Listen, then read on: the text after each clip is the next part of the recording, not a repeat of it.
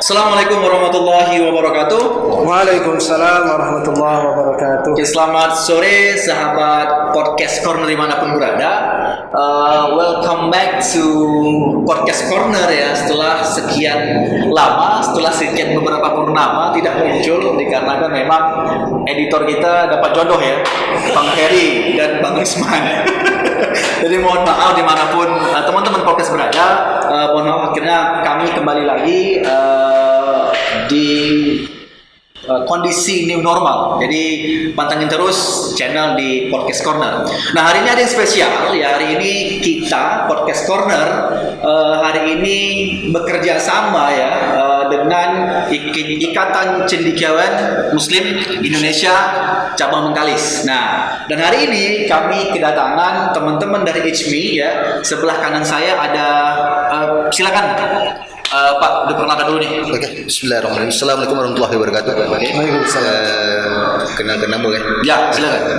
Nama Muhammad Fadil Juneri, anggota ISMI bidang ekonomi syariah, ya kan? Mungkin tuh yang dapat sampai.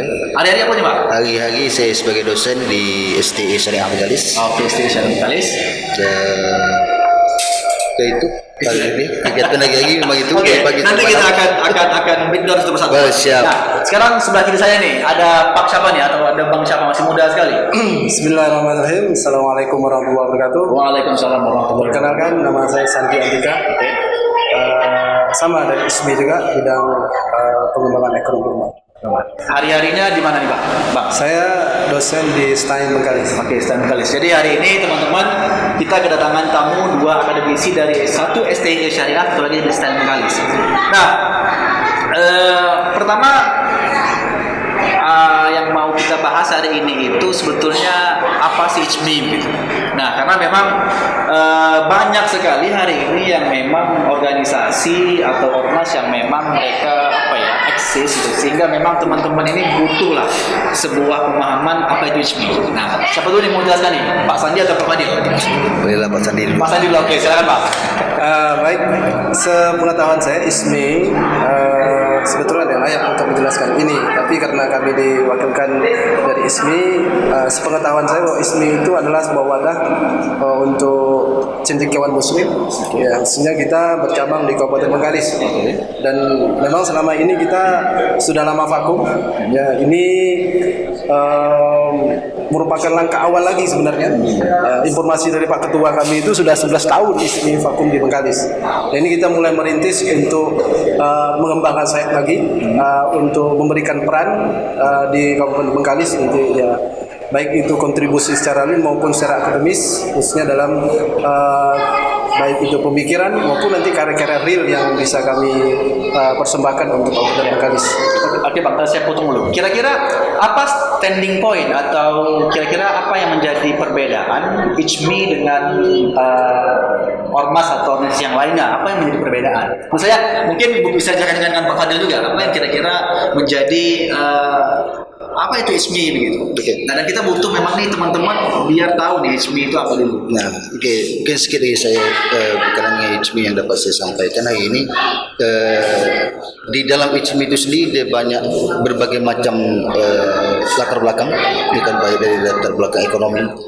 Anggota-anggotanya, pengurusnya dari latar ekonomi, kemudian dari latar belakang pendidikan, yaitu kemudian latar belakang yang berbagai macam latar belakang dari situ. Jadi ISMI berharap bahwasanya suatu hari nanti kita dapat memberikan wajah baru, suasana baru, di mana dengan latar belakang ini tadi kita dapat menonjolkan.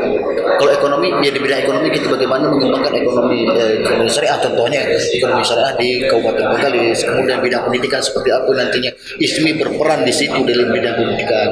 Jadi titik poin itu di situ. Jadi supaya kita punya hal yang berbeda dengan yang lain. Berarti yang menjadi titik-titiknya kita bisa apa ya, dari berbagai latar belakang ilmu bisa eksis lah ya.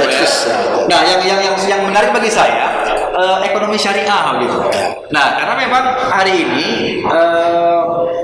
jujur saya sendiri memang mungkin teman-teman yang lain juga sebetulnya apa itu ekonomi syariah gitu ya Pak Sanji dan Pak Fadil, karena memang hari ini kalau kita datang ke bank ya Pak ya, ke bank konvensional, bank syariah gitu, itu sebetulnya apa apa perbedaan gitu? Karena tadi bapak-bapak bicara tentang ekonomi syariah gitu kan, sehingga saya mau tahu dulu nih, mau brainstorming dulu ke kawan-kawan podcast corner dan teman-teman HMI, kira-kira apa sih konteks ekonomi syariah yang bisa dimasukkan bapak di sini? Silakan. Bisa pasang dulu nggak bapak? Kalau kita berbicara tentang ekonomi syariah, memang kalau di Indonesia representasi yang sedang nampak sekarang itu di bidang perbankan yang lebih menonjol gitu ya daripada. Tapi kalau kita berbicara dalam perbankan, jelas itu berbeda sekali ya. Kalau kita perhatikan setelah munculnya undang-undang tentang perbankan, bahwa perbankan itu menjadi menjadi dua, bank umum konvensional maupun bank syariah, itu nampak perbedaan bahwa perbankan syariah ini merupakan perbankan yang kegiatan, baik itu kegiatan pendanaan, pembiayaan itu semuanya berdasarkan prinsip syariah. Itu produk-produknya, baik itu dalam penjualan, funding, financing, maupun investasinya itu semua menggunakan prinsip syariah. Jadi yang menjadi perbedaan apa? Karena mungkin gini Pak, karena kita datang ke bank konvensional, ya datang bank syariah, tetap ada apa tuh istilahnya itu? Kalau kita pinjam ke bank tetap ada syarat begitu, ada syarat, ada yang katakanlah setiap bulannya ada juga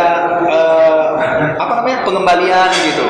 Tetap juga kan ada denda atau itu apa, mungkin bisa jelaskan Pak kira-kira Pak?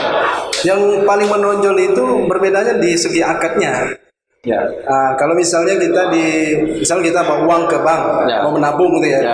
Nah, kalau kita di bank konvensional itu jelas akadnya kita menabung, bank itu sebagai peminjam, kita sebagai pemberi pinjaman. Nanti kita mendapat credit point di situ, bunganya di situ ya, pengembalian berbentuk bunga. Tapi kalau di bank syariah itu berbeda di akadnya, bukan akad kod, tapi kita ada satu akad investasi maupun nanti ada akad tabaruk di situ, kita menggunakan akad wadiah, itu akad mudharabah. Kita kerjasama, kita sebagai pemilik dana, bank sebagai pengelola dana. Nah, itu berbeda posisinya. Kalau di bank konvensional, bank itu sebagai peminjam dari kita ini, yang menyimpan dana kita. Jadi karena kita menyimpan dana situ, kita diberikan reward, yaitu berbuka interest tadi. Nah, kalau di bank syariah, kita kerjasama. Uang kita sebagai pemodal, nanti bank itu sebagai pengelola mudharibnya. Jadi dia mengelola dana kita, nanti dari pengelolaan dana itu kan ada menimbulkan hasil. Nah, itu yang dibagi. Itu sistem bagi hasil. Sistem bagi hasil. Nah, satu lagi ada menggunakan, misalnya kita tidak mau kerjasama dalam pembiayaan, kita wadiah aja, nitip aja, nabung itu aja. Oke. Boleh gitu. Tinggal kita pilih akadnya apa. Nah, ini berbeda. Berbeda ya Pak ya? Beda sekali Pak. Beda. Kalau di dalam fatwa MUI tahun 2004 itu sudah jelas bahwa disitulah tadi perbedaan, bahwa di bank konvensional itu fatwa MUI menyatakan bunga bank konvensional itu sama dengan riba nasiah. Riba nasiah. Oke, tunggu dulu. Nah, saya mau beralih dulu ke Pak Fadil ya. Memang dua teman kita, Bapak kita Badarin merupakan yang memang konsen di syariah. Nah, saya tadi bicara teknis Pak. Nah, sekarang saya bicara tentang bagaimana masa depan ekonomi syariah ya. Mungkin Bapak bisa jelaskan atau Pak Fadil bisa jelaskan pertama bagaimana di Indonesia.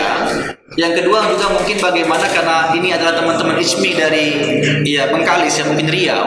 Bagaimana kira-kira peluang atau kedepannya ekonomi syariah itu bagaimana? Silakan Pak. Terima kasih. Untuk bicara tentang ekonomi syariah ini sebetulnya luas. Luas dan sebetulnya hari-hari kita dengan ekonomi syariah. Karena dasar hukum ekonomi itu kan boleh. Kan itu. Semuanya boleh dilakukan, transaksi itu semua boleh dilakukan kecuali ada yang melarangnya. Yaitu dasar hukumnya. Artinya apa? Hari-hari kita tidak bergelimang dengan yang namanya ekonomi syariah itu sendiri. Kalau memang dari segi muamalahnya. Sementara sebenarnya banyak hal-hal yang lain yang boleh kita dorongkan atau yang boleh kita ajukan sebagai jadikan dia sebagai pionir nantinya, yaitu di Indonesia. Contohnya di Bengkalis lah. Nah, menarik memang, maksudnya begini, seberapa yakin ya, mungkin Pak Fadil atau Pak Sandi bahwa ke depan ini ekonomi syariah ini bakal digandrungi anak muda, terutama milenial dan Z. Nah, apa yang telah dilakukan dan yang kedua bagaimana biar teman-teman milenial dan generasi Z ini paham begitu Nah, itu kira-kira bagaimana? Atau mungkin Pak Sandi juga punya masukan atau Pak Fadil? Silakan. Ya mungkin saya sedikit menambahkan dari Ya. Bang Fadil tadi. Oke. Terkait dengan kalau kita berbicara prospek atau peluang ke depan seperti apa masa depan ekonomi Ya. syariah. Saya bisa bagikan pada pertama ya, ini menumbuhkan keyakinan kepada kita. Yang pertama kalau kita berbicara sistem ekonomi di dunia ini, ya kalau bicara konteks yang lebih luas, ya ekonomi sosialis itu udah runtuh. Ya, saya sepakat. Runtuh. Saya sepakat. Oke. Yang kedua ekonomi kapitalis yang sedang digandrungi hari ini. digandrungi sehari ini itu sudah nampak ketimpangannya. Ya. Ya sudah merupakan fakta bahwa yang kaya semakin kaya, yang miskin semakin miskin, dan ekonomi semakin sulit masyarakat. Apalagi kemarin yang terbaru Menteri SDM mengatakan ada rencana untuk menaikkan 4 pokok dasar, 4 kebutuhan dasar masyarakat, TDL, gas LPG yang 3 kilo, maupun BBM. Jangan lupa dong, minyak goreng. Minyak goreng. Minyak goreng itu udah lama. Yang terbaru lagi nih. Oke. Lanjut, Pak. Kalau pertama udah duluan. Oke. Ini menunjukkan bahwa saya menimbulkan keyakinan kepada saya, masa depan itu ya setelah ketimpangan yang dinampakkan oleh kapitalisme, sistem ekonomi kapitalisme ini, masa depan ke depan ini, kalau ke depan kan berbicara generasi ke depan. Ya, oke. Oh, kita ini hari ini harus lebih baik dari hari kemarin. Ya. Dan hari besok itu harus lebih baik daripada hari ini. Dan prospek yang sangat mungkin itu ekonomi syariah. Nah, kita pilih apa lagi? Sosialisme udah runtuh, tak mungkin kita contohin. Kapitalisme sudah nampak mau keruntuhannya. Nah, satu-satunya masa depan kita itu adalah ekonomi syariah. Nah, yang kedua bisa kita perhatikan pada konteks lembaga pendidikan. Ya kan itu prospek bahwa hampir semua perguruan tinggi itu sudah ada program ekonomi syariah. Ya kan? Maupun umum, apalagi yang kita berbicara PTKIN. Sudah jelas ada ekonomi syariah. Nah, ini kan prospek juga bahwa kalau kita bicara pendidikan tentu yang outputnya itu kalau kita bicara prodi ekonomi syariah, tentu nanti outputnya adalah ya ekonomi sarjanawan ekonomi syariah. Nah, yang ketiga kalau kita berbicara lembaga keuangan. Syariah itu di mana-mana muncul. Tahun 2010 saya masih ingat itu hampir semua perbankan melakukan spin off sendiri. Tutup ya? Pemisahan. Pemisahan. BNI menjadi BNI Syariah, Bank BES 2010 ya, Pak ya? 2010 itu hampir semua itu. Setelah fatwa MUI tahun 2004 itu semua bagaimana mereka mengadakan US semua. Setelah itu 2010 mereka spin off. Nah, yang ketiga, yang keempat, prospek ke depan itu adalah kalau kita perhatikan pada kesadaran umat ini. Nah, saya perhatikan kemarin saya lihat berita itu menarik bahwa sekarang ini pertumbuhan pembiayaan di bank syariah itu jauh melejit daripada bank konvensional. Artinya kesadaran umat sudah nampak. Muncul ya. Setelah itu kalau kita bicara pembiayaan begitu juga. Itu perbedaannya hampir 7% dengan bank konvensional. Artinya lebih besar ya di sana. Lebih besar. Tapi kalau bicara totalitas itu belum. Kita bicara pertumbuhan. 5 tahun terakhir ini menunjukkan bahwa itu disampaikan oleh kemarin OJK. Direktur OJK menyampaikan bahwa pertumbuhan pembiayaan maupun pendanaan di bank syariah itu jauh melejit daripada bank konvensional. Ini kan peluang. Betul. Oke. Karena memang mungkin ini Pak ya, karena memang saya juga pernah membaca. Jadi memang di Inggris itu memang lembaga keuangannya memang udah ada yang ini Pak ya, udah ada yang syariah ya Pak ya. Dan itu hampir di Eropa pun sudah mulai mengedepankan penerapan itu konsep syariah. Apalagi sekarang kalau kita bicara itu dalam konteks nasional. Kalau kita bicara di negeri kita ini, khususnya Riau sudah mencanangkan bagaimana Bank Riau Kepri itu murni syariah. Jadi tak ada lagi konvensional. Tak ada konvensional. Setelah itu kalau kita lihat di Bengkalis juga, itu geliat ke syariahnya itu luar biasa juga. Salah satunya kemarin teman-teman Bang Fadil kan. Gimana tuh Bang? Ceritakan Bang Fadil ceritakan. Syariah itu. Gimana? Ya, silakan. Sebenarnya kita dari pemerintah daerah sendiri, dari bupati sendiri tidak mendorong bagaimana konsep syariah itu berjalan di Kabupaten Bengkalis. Dukungan itu banyak. Dukungan ada banyak, baik dari segi pemerintah, kemudian dari segi perguruan tinggi akademisinya. Kita sekarang alhamdulillah kemarin kita sudah selesai legalitasnya, legalitas dah ada, artinya tinggal pelaksanaannya, tinggal pelaksanaan implementasinya lagi. Nah, bagaimana yang ini dah tugas kita, PR kita semua, baik bagaimana kita memberikan pemahaman kepada masyarakat kita untuk supaya ini konsep syariah ini seperti ini, kelebihannya ini. Nah, ini yang tantangan kita yang kita hadapi hari ini, bagaimana memberikan penjelasan itu. Kenapa yang namanya konsep kapitalis itu sudah mendarah daging. Ya, benda yang dah mendarah daging ni sulit bagi kita untuk menyabutnya. Ibaratnya kita nak cabutkan tulang dari daging. Ya. Kan itu. Arti itu jadi sekarang. Jadi bagaimana kita supaya konsep syariat itu masuk ke dalam hati masyarakat kita, sehingga masyarakat kita dah menjadi ekonomi syariah dia punya lifestyle begitu. Ya. Itu yang kita ingat seperti itu. Jadi angka awal pertama adalah bagaimana itu tadi saya ulang lagi generasi tadi. Ya. Generasi milenial dan generasi Z tadi. Ya. Nah, jadi milenial dan Z tadi bagaimana kita dorong dia supaya dia menganggap bahwasanya ekonomi syariah lifestyle begitu dan so dia tak jadi masalah lagi. Ya, itu jadi masalah dan dia berkembang dengan sendirinya. Ya. Jadi dari awal dari bawah dasar. Saya ingat dulu ketika di tahun 90 itu kita bicaranya lah. Mungkin karena tadi ini, mungkin gini Pak, apa Bang Sandi juga, mungkin dulu orang menganggap jilbab itu kan hal yang mungkin betul. Yang agak ini ya. Dulu ingat dulu agak tabu gitu. Agak tabu. Sekarang rata-rata anak muda sudah berjilbab. Jadi lifestyle begitu. Dengan saya tahun 90-an ke bawah. Ya, betul. 90-an ke bawah. Itu jangankan anak dari mak kalau pakai jilbab dia mesti orang tengok pakai. Betul kan? Iya betul. Hari ini kita tengok mak tak pakai jilbab kita mak yang udah tua macam gitu itu bahasa kita kan. Jadi benda yang apa ni kan dia datang kesadaran tu. Kita mengharapkan juga ekonomi syariah itu seperti itu. Iya. Ekonomi syariah itu seperti itu sehingga ketika hari ini orang tengok apa lagi ekonomi syariah sama je. Kalau bahasa ni sekarang itu masyarakat istilahnya pendapat masyarakat yang ada hari ini dikatakan ekonomi syariah itu sama dengan ekonomi syariah. Sebenarnya kita sebetulnya betul beda, sangat berbeda jauh. Memang kalau kita bicara perbedaan itu memang jelas jauh ya. Makanya sekarang ini kita perhatikan target kita itu adalah yang menggerakkan adalah umat. Nah, target kita umat. Makanya kita bekerja sama semua, baik itu di kalangan akademisi, para mubalik. Saya mau tanya dulu satu-satu. Mungkin tadi ICMI ya. Ada nggak ICMI yang pernah melakukan gerakan itu, atau mungkin Pak Fadil dan Bang Sandi mungkin selaku akademisi yang pernah dilakukan untuk bagaimana teman-teman milenial ya, khususnya di Bengkalis ya, Riau ya, apa yang telah dilakukan oleh Pak Fadil mungkin di lembaganya, Bang Sandi juga apa yang dilakukan di lembaganya. Silakan Pak, mungkin apa yang mungkin bisa di-sharingkan. Apa yang dah pernah kita buat itu? Ya. Apa yang dah pernah kita buat dengan saudara. Biasanya pertama kebetulan kita memang berada di kampus, yang masyarakatnya boleh dikatakan 80% itu generasi milenial dengan generasi Z. Dia generasi milenial yang ada 80% karena tak mungkin dosen generasi milenial. Ya.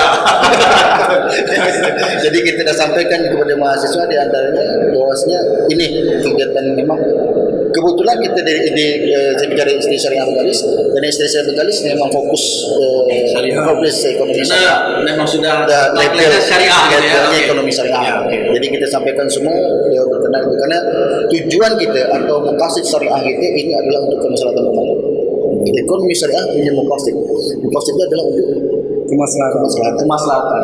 Jadi bukan dia bukan profit oriented, kan, tapi dia social oriented. Ya, jadi itu yang kita terapkan, itu yang kita berikan pemahaman kepada mahasiswa kita, ya kan. Di samping kegiatan-kegiatan kemasyarakatan lainnya, pengabdian masyarakat yang kita buat, ya kan, baik yang ada di Kabupaten Bengkalis dan juga yang ada di kawasan yang ada di Provinsi Riau, ya kan, bagaimana kita menerapkan konsep ekonomi syariah. Dan alhamdulillah kemarin kita juga disambut baik di Kabupaten Lingga, dan dia di sana bersiap sedia dan sangat mengharapkan bahwasanya bumdes syariah itu jadi di Kabupaten Lingga. Dan berarti sudah dicontohkan dengan Lingga ya? Ya, kita dah sampaikan. Kita sampai ke Lingga. Bahwasanya Bengkalis ni nomor 1 di Indonesia. Itu nama dulu.